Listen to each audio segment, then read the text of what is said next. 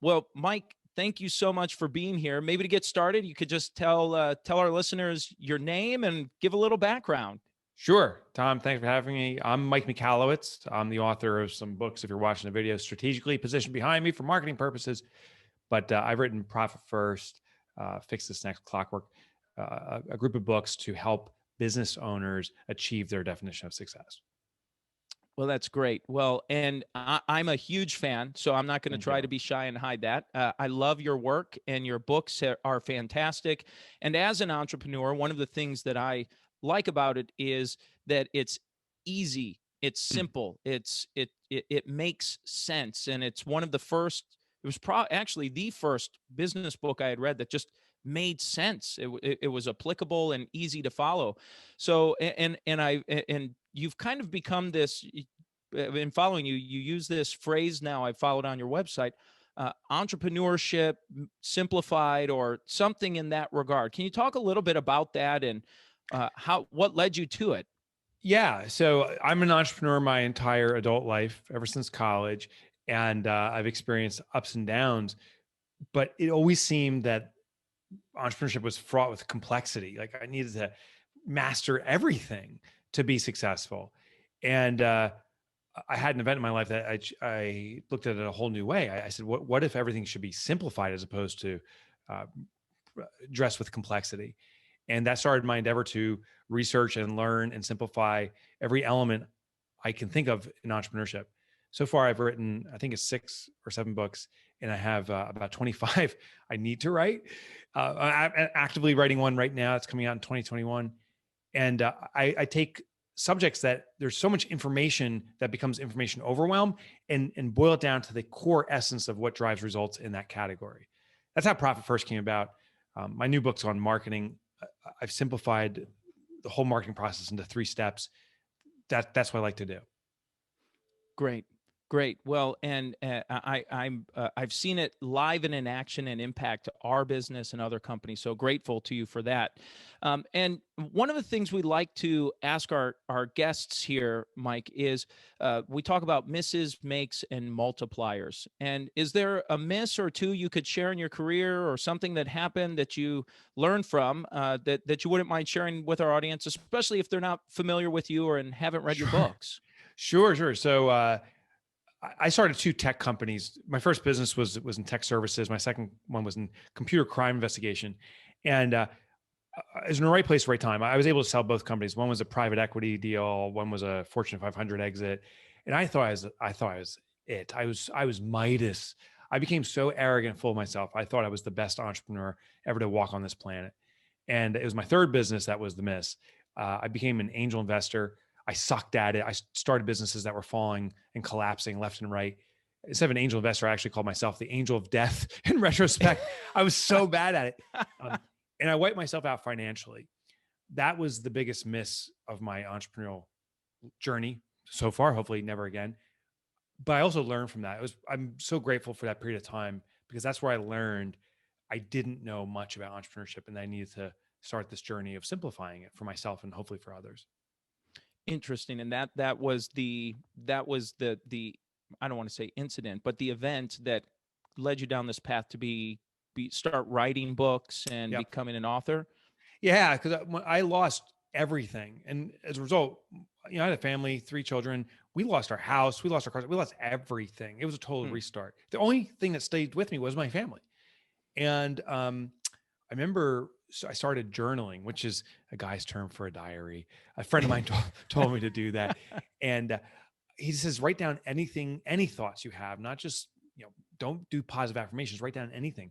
So I started writing down all these things, and I said, why do I struggle making profit? Why do I have this hustle and grind mentality? And I said, what if? So the whys turned to what if? What if profit didn't come last? What if it was the first thing you got? And what if you didn't have to work like an animal for your business? And I started writing these questions down, and that's when I started researching it.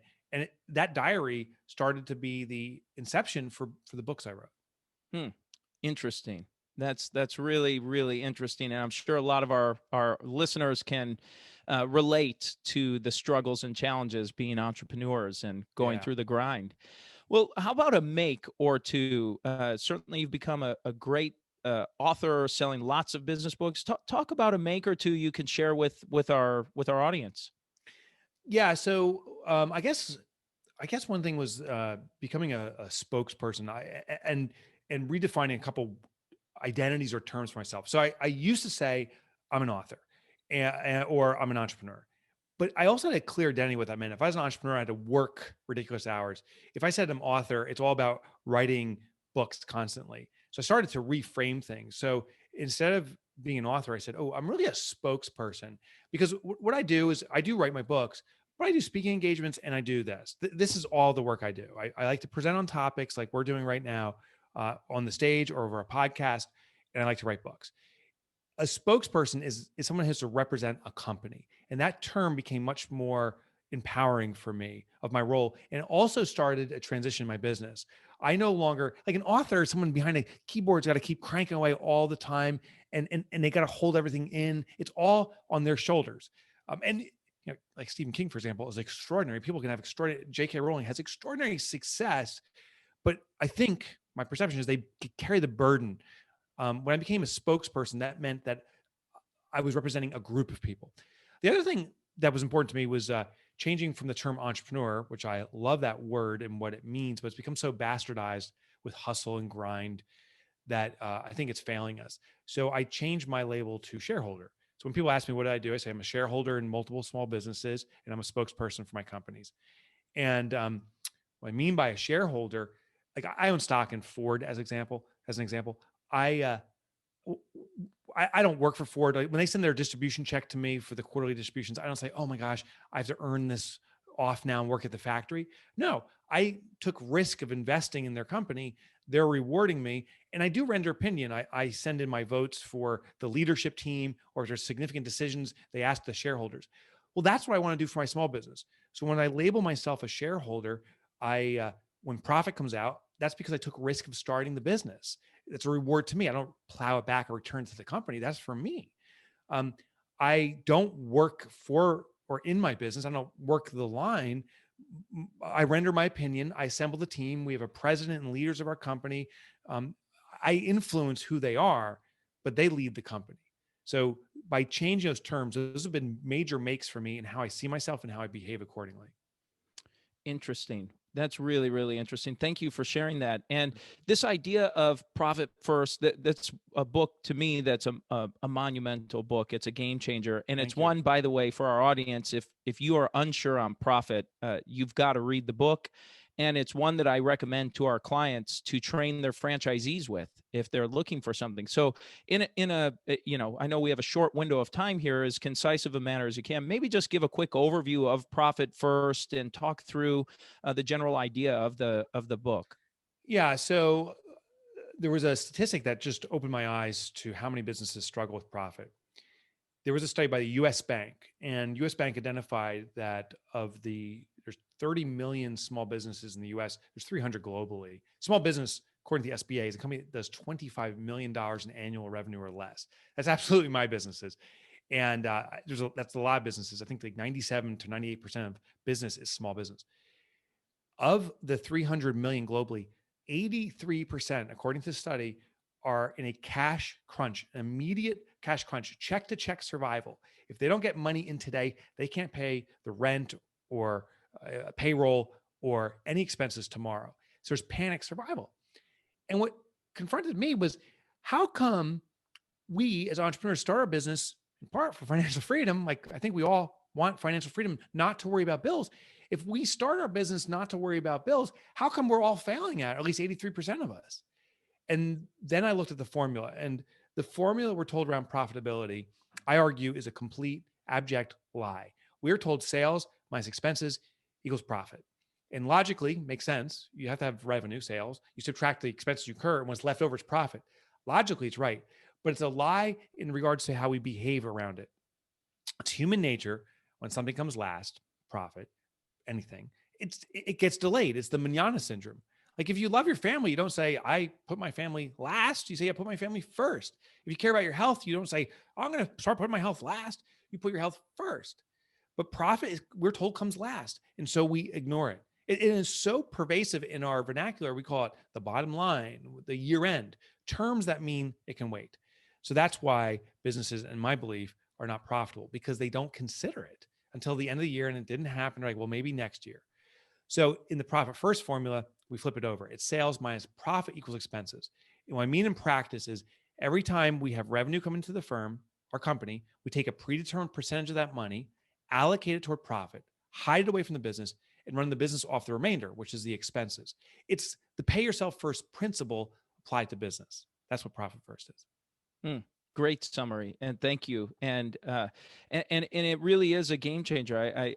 I know, I'm sure you speak to entrepreneurs frequently that just don't do that. And I know I was one too for a long time. I didn't do it. I always thought profit would be an event that one day would happen, but Yeah, profit is not an event. Profit is a habit. You need to bake it into the business. Every single transaction, a percentage of profit comes out first. that's right. That's right. And well, one of the other topics that comes up, and one of the things that our audience is doing when they're looking at franchising their business, they're thinking about legacy and talking about this idea of legacy. And would you mind sharing kind of your ideas around legacy and some of the things in the writing you're doing that you could share your thought on that? Sure. I wrote a book called Fix This Next, and I actually studied the trajectory or the path that businesses follow, and legacy is a part of it. It got redefined for me as I was doing the research. I thought legacy was, oh, the next generation could own it. But it's really about the impact. At least that's what I found out. That legacy is that the next generation will benefit from it, not the next generation of owners, the next generation of customers.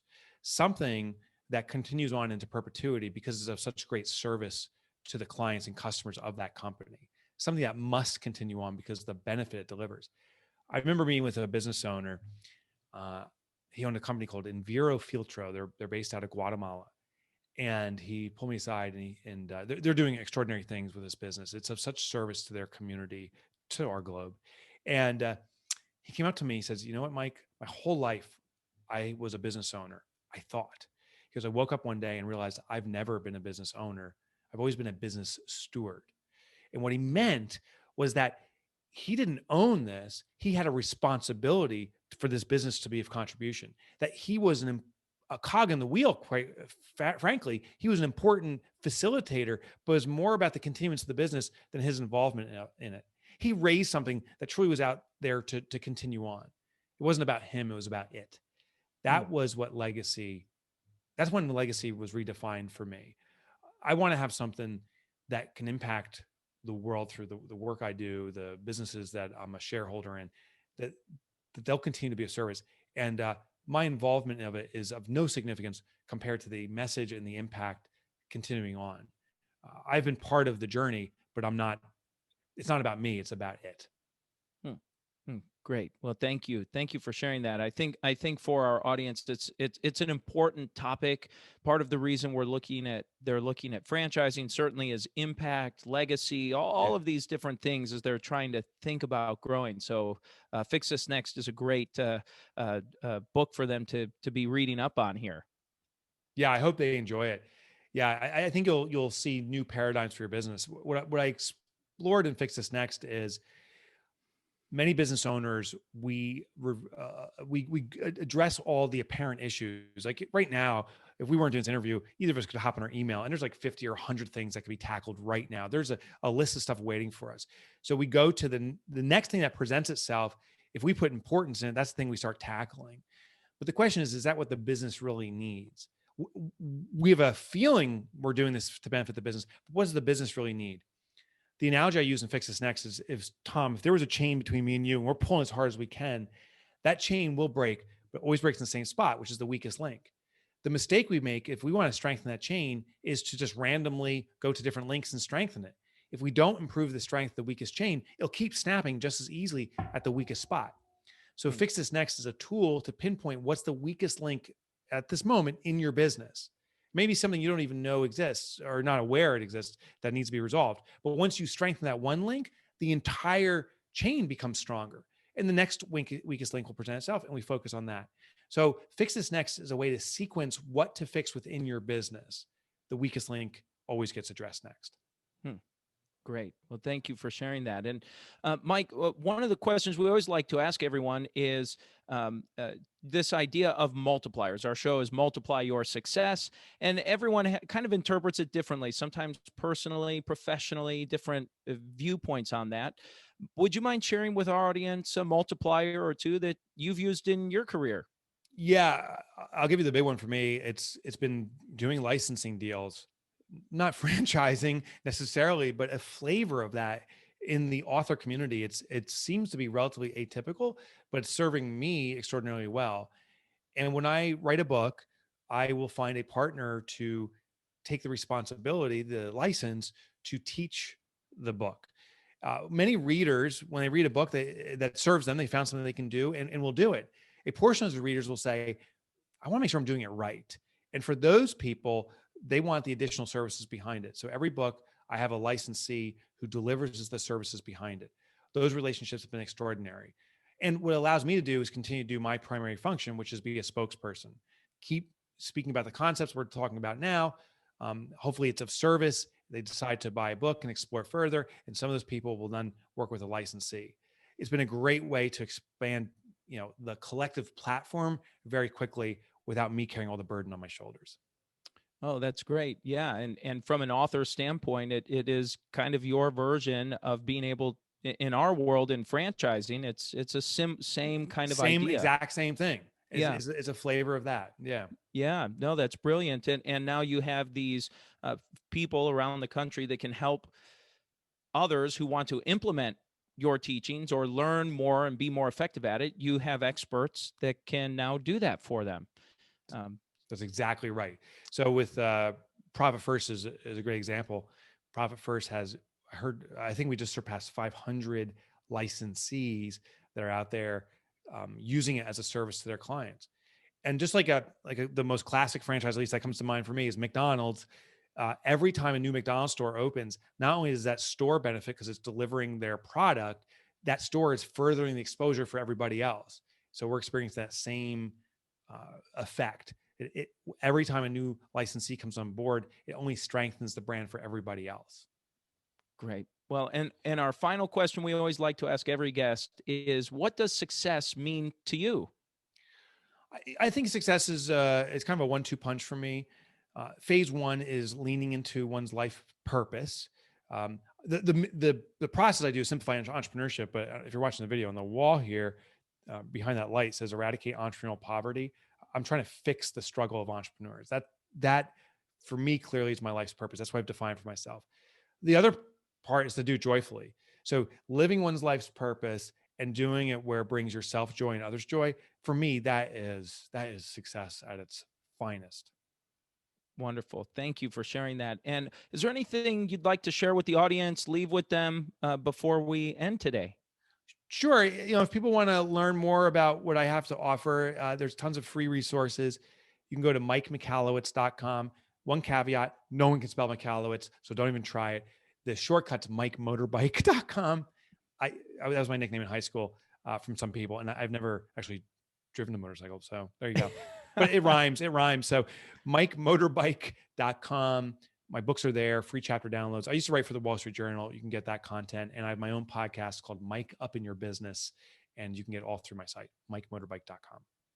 Well, great. Well, thank you so much. We'll make sure we link everything in the show notes to all of your books, your free downloads. Mike has awesome tools and really grateful for your time. Thank you for being here. It's an honor. We're so grateful for it and really appreciate it, Mike. Tom, thank you. All right. Thank you. Have a great day. You too.